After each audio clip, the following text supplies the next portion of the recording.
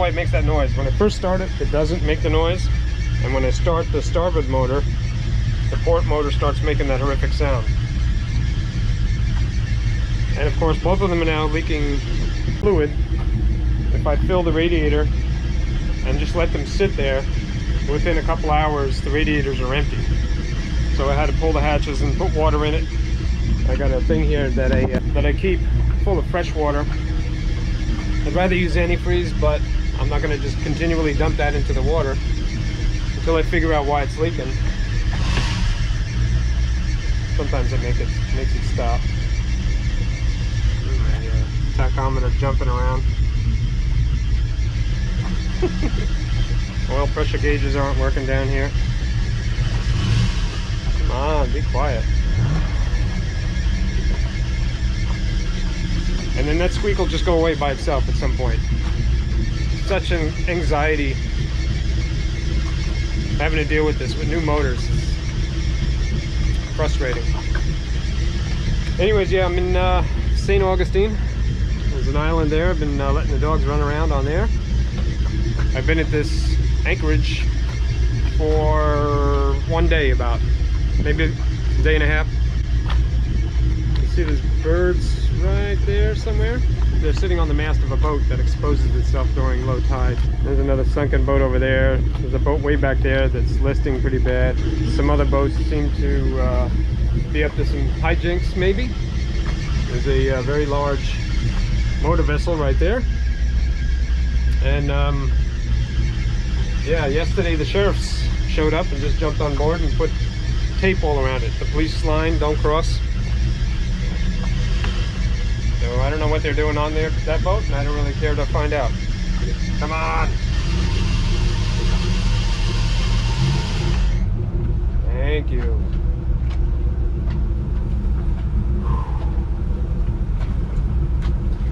Again, I don't understand why it doesn't make a peep until I go to start the starboard motor. How does that motor starting have any effect on that motor squeaking or not?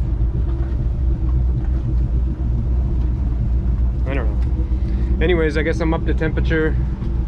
Everything looks nominal down here. That's good. I'm gonna pull anchor. Let's go up here to the fly bridge. We're gonna have access to controls for the windlass. We're gonna pull the anchor and we're gonna work our way around to the mooring field at St. Augustine Municipal. It's a little bit of a wind, and the tide really rips sometimes. It'll be comforting to be on a mooring for a couple of days while Mike goes away and takes care of some things. He's got a book launch happening right now, and or tomorrow, and he's going to be taking his grandson out somewhere, so that's cool. And I definitely have things to do, a lot of work to do. So yeah, I'm just going to tie up to the ball for a couple of days. That'll be kind of nice.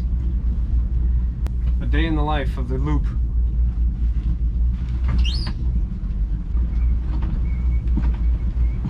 Whew. That wind's going pretty good. I wonder if it's going to be blowing like that over there. It probably will be. I'm going to have to be quick about grabbing the mooring bulb.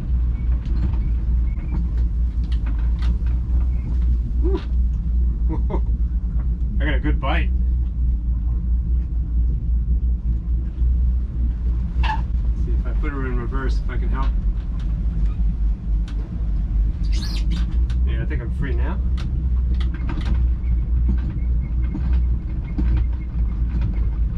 Yep. Gotta give it a minute to let the anchor unbite. Sometimes. Seem to be free now. There it is. There's the anchor. Alright, let's get it moving here. Back out the way I came. We'll say goodbye to the drug boat. I did have a fan show up, bring me some hard lemon iced tea, which was nice yesterday. We're passing by his boat on the way out of here.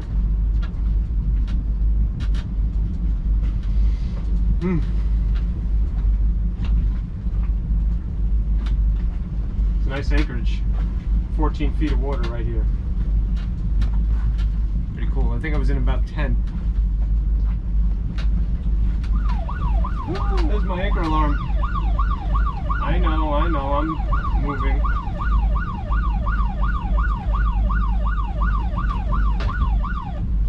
Yeah,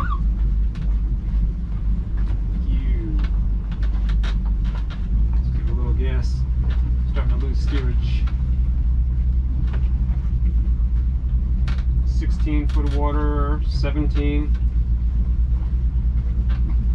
We're very close to St. Augustine Inlet, and the currents here are just a rip-roaring nightmare.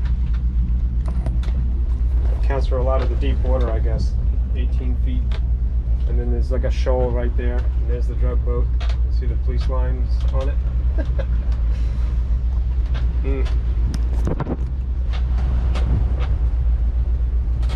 A lot of people up to hijinks on the water, I guess. As long as they do their pirating over there and stay off of my boat. Only doing 2.5 miles an hour.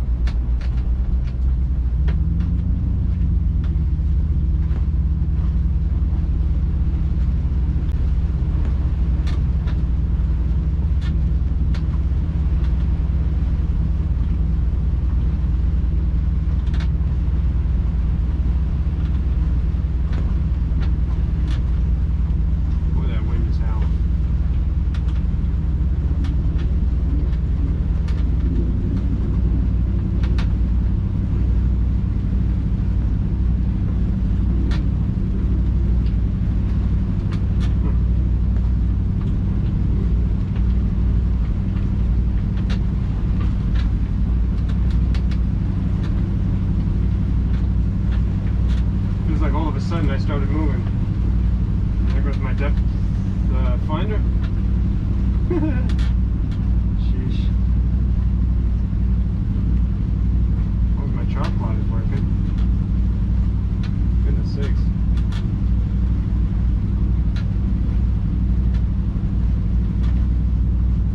I think I have to clean the connections on my chart plotter because the sonar lately has been checking out. I don't want to mess with it too much for fear of losing the main stuff here. Maybe it'll come back on, maybe it won't. Like I said, good thing I've got plenty of water around here.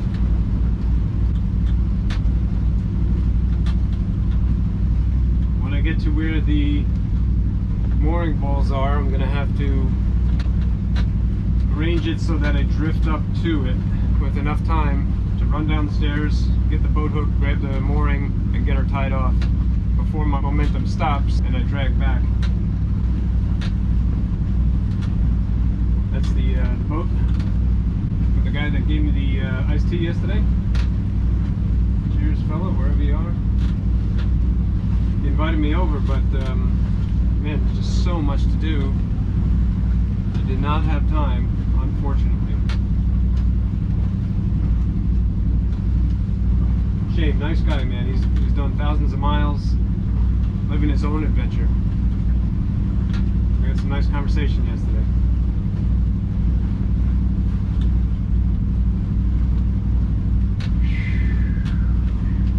Weird vibes in that anchorage, though. That guy not included.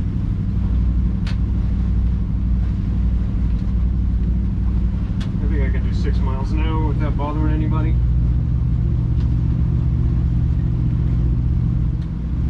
Not gonna make you sit through this whole thing. We're gonna go around under this bridge and I'll check back when we're approaching the mooring ball.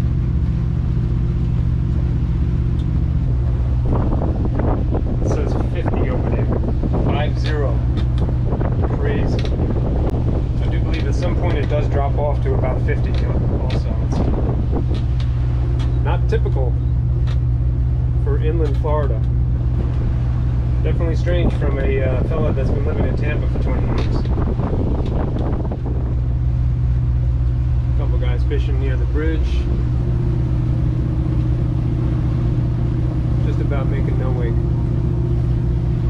ripple out there. But I gotta maintain steerage, so I'm just gonna keep it going.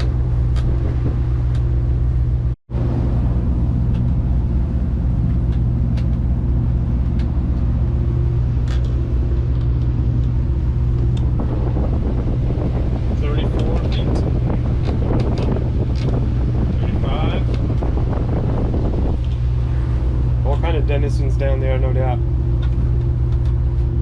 I just saw 45 feet. 43, 44, 45. Dang it, man. 46, 48, 49, 51. Ridiculous. My goodness. Not very far from shore.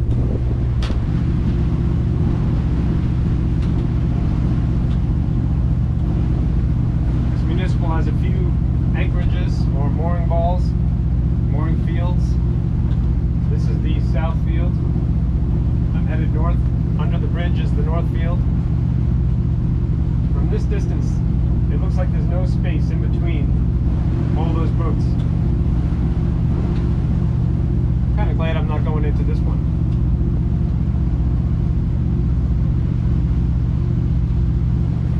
Give me a look-see.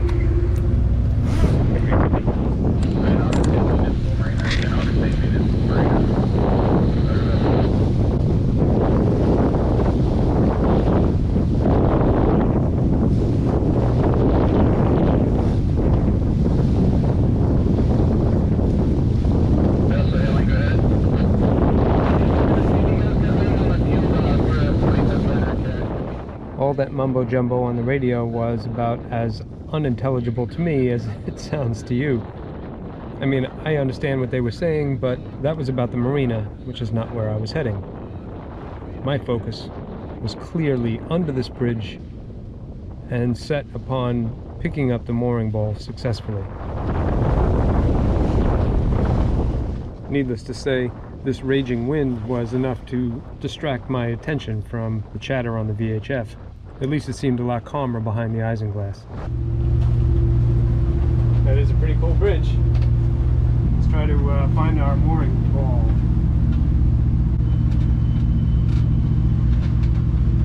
I see good times over there. Supposedly 2 mooring balls north of Mobile 10, this is Mobile 4, will you call me? I wish I had a turn signal. No, this guy making a left.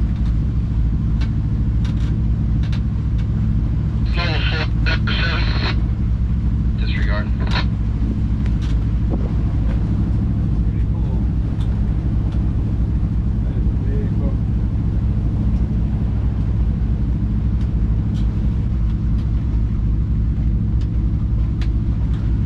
How are we doing? Temperature's good, oil pressure's good. All these boats are going like this. This could be a rolling anchorage. The inlet is right around the corner too. I might be able to see it. The ocean, that is. Sheesh. Makes for a lot of waves, especially when the tide and the wind are against each other. Oof. This might be pretty rough. Yes, sir. 1'2". Thank you, depth finder. I see it. I see my ball.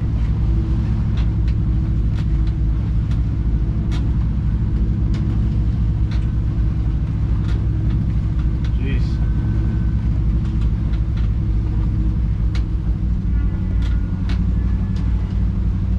My goodness.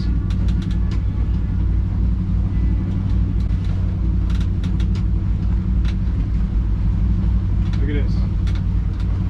Freaking lamp right there. Alright, I'm going to ease on up to this. Put the camera up there. You'll see me run down. Let's see.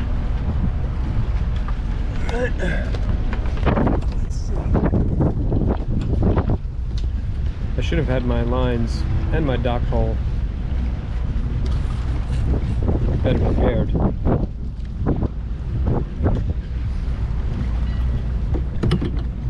Almost. Not quite. I'll try again.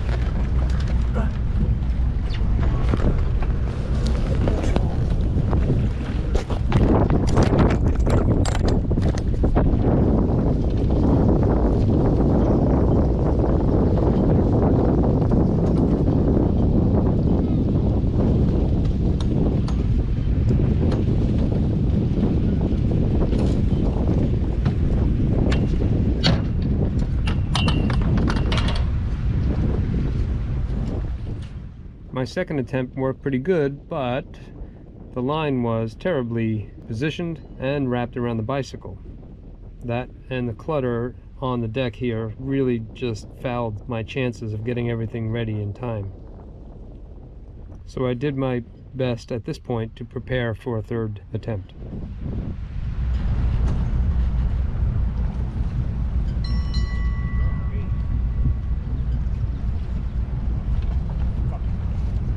Shit. What a handful there.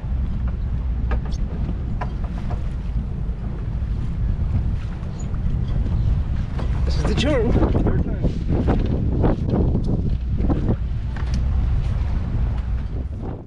This time with eyes upon me from other boats. I was able to grab the mooring ball, thread my line through the thimble, and then weave it under the bow pulpit and across to the other cleat, where I made it fast with a cleat hitch. And then just like that, I knew I was where I would be for the next couple of days.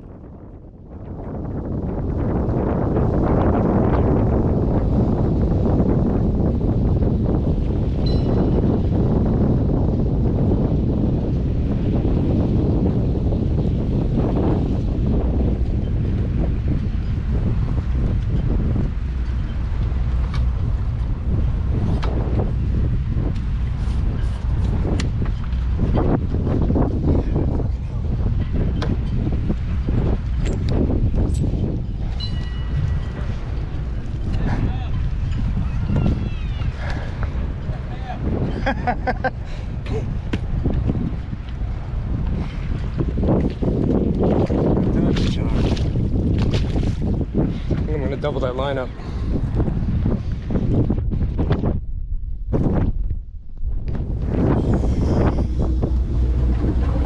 Yep.